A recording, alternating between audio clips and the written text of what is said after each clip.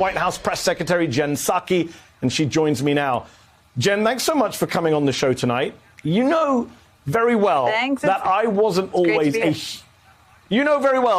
I wasn't always a huge fan of your boss, and yet I have praised a lot of what he has done in office on COVID, on the American Rescue Plan, this past week on monopolies, all good stuff.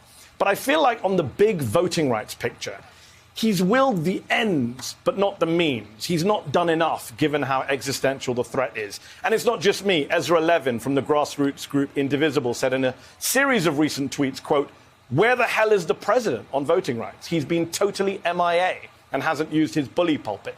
Jen, make the case for why I'm wrong and why Ezra is wrong.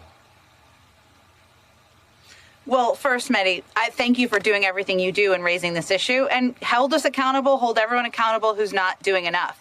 But the president, this is going to be a fight and a cause of his presidency. He said that, and obviously we have to deliver on that. He's giving this speech at the birthplace of democracy in Pennsylvania on Tuesday because he thinks we need to keep talking about the fact that these legislation, these laws that are being put into place in states across the country are based on the big lie. You talk about that. I talk about that. Everyone doesn't know that across the country. He's also going to talk about steps he has taken. He signed a historic executive order on the anniversary of Selma, the 56th anniversary, that was more expansive in terms of executive actions than any president in history. He also nominated and fought for the confirmation of two huge advocates, Vanita Gupta, Kristen Clark, also Merrick Garland, who's already taken steps to fight these laws that are happening around the country. And he's going to keep fighting for the People Act.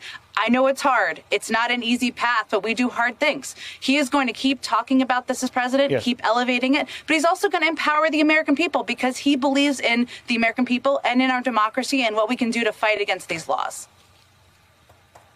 So what kind of actions, Jen, can we see the president call for on Tuesday in Philly? Will he be addressing, for example, the issue of election subversion, of GOP legislatures interfering in vote counting and election certification?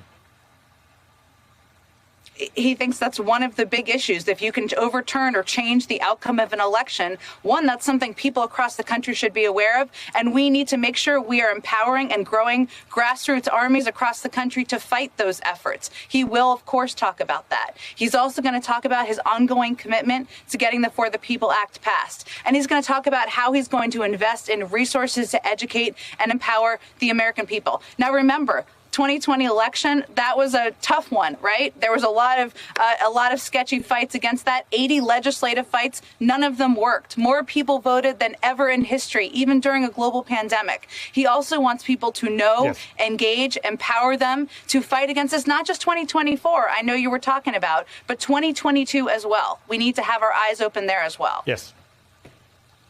Good point. The midterms as well. Jen, it's been 4 months. 4 months since Joe Biden said this about reforming the filibuster on ABC. Have a listen. So you're for that reform. You're for bringing back the talking filibuster. I am. That's what it was supposed to be. But 4 months later, there's been no movement at all on filibuster reform from this White House. None. Why not, given it's the biggest block to the president's agenda? It's the biggest block to voting reform. The For the People Act, which you've twice tonight said he wants to get passed into law, died in the Senate last month because of the filibuster. Well, I'm not going to accept that it died. We're still fighting for it. The vice president's going to help lead this effort, and the president's going to be engaged in this effort. And we're going to continue to do hard things from the White House. Look, I will say he still supports the talking filibuster, still thinks it shouldn't be easy to filibuster legislation. We also recognize, and he knows as somebody who served in the Senate for 36 years, this is a Senate procedural process, not one he actually gets a vote on. An important one that warrants debate, one that warrants discussion. And certainly the obstruction may change the minds of people in the Senate. We'll see. But it requires the majority of the Senate to change the filibuster rules. It's not something the president actually gets a vote on. But as you well know, Jen, you know better than me, I'm sure, previous presidents have exerted pressure on legislatures, LBJ being chief among them. And Democrats in Congress want the president to take a lead on this. The House Majority Whip Jim Clyburn, who is the most senior African-American Democrat in Congress, who helped put Joe Biden in the White House. He told Politico yesterday that Biden should endorse the idea of a legislative carve-out to the filibuster for all constitutional-related, all voting-related bills. Quote, Biden could pick up the phone and tell Joe Manchin, hey, we should do a carve-out. I don't care whether he does it in a microphone or on the telephone, just do it. Jen, will the president just do it? I don't think it works. It's that easy, I will tell you. And first of all, it requires the majority of senators. Yes, we focus a lot on Senator Manchin and a couple of others who've been out there. It's more than those members who oppose changes to the filibuster. We'll see what happens. It's up to them to determine if they're going to make changes. But the president is going to continue to fight, of course, for a legislative path. But he also believes there are other tools you can use from the federal government, many that he has already employed and he will continue to build on. Executive actions, obviously the Department of Justice and the steps they've taken, but he also just won an election, engaged, empowered, educated people across the country. We want to build on that as well. That's also something he's going to continue to talk about and engage grassroots groups and organizations across the country to fight this fight. You mentioned other tools. Would you include budget reconciliation in that? Senator Amy Klobuchar has mentioned there might be a way of getting the For the People Act through under budget reconciliation. Jim Clyburn said the same to me on this show on Thursday night.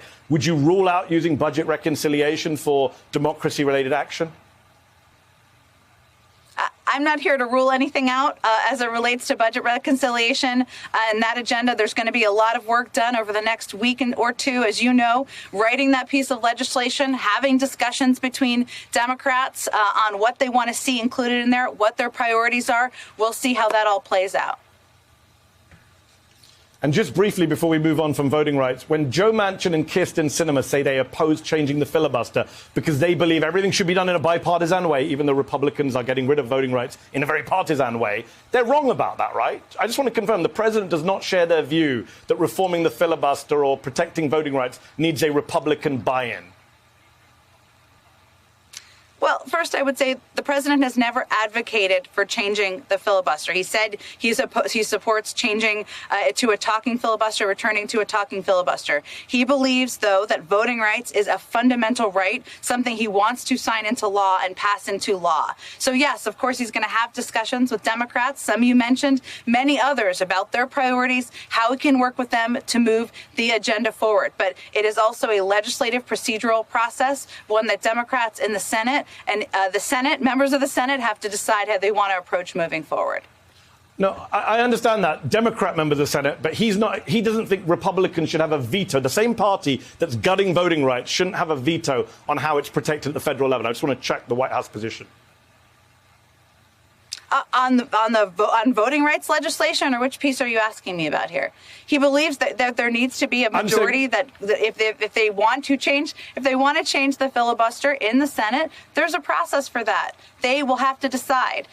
You mentioned some of the senators who have been vocal about their opposition. There may be others. We'll see where they move that. Now, listen, he has also said, and many members of the Senate have also said, that as obstruction becomes more difficult, we'll see how the conversation changes in the Senate.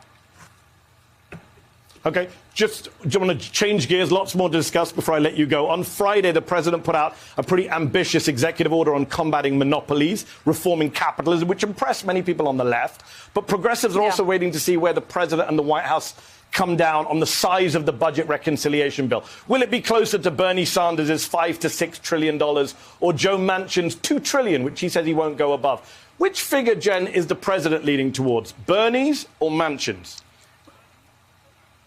That's quite a choice you've laid out there. Look, I'm not here to provide a number, but I can tell you that what the president will fight for are pieces of his Build Back Better agenda, components that were not in the infrastructure bipartisan agreement. So climate tax credits that were not included in there, a climate corps that can help fight across the country the climate crisis, additional issues including housing that will help make housing more affordable to people across the country, and components of the American Families Plan, like universal pre-K, making access to community college free for people, paid leave, huge priorities that lots of Democrats and, frankly, Republicans even across the country support. So those will be the pieces he really fights for.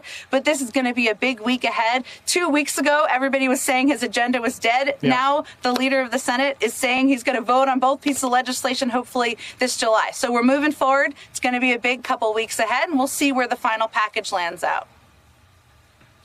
And it's a big couple of weeks on the foreign policy stage as well. Joe Biden is wrapping up the war in Afghanistan, which is a good thing. Today, we've seen breaking news out of Cuba. There are protesters on the streets, hundreds, maybe thousands, not sure, calling for freedom, complaining about a lack of food and medicines and the state of the economy. People are worried what the Cuban government response will be. What is the U.S. government's advice, if it has any, to the Cuban government on how to handle this?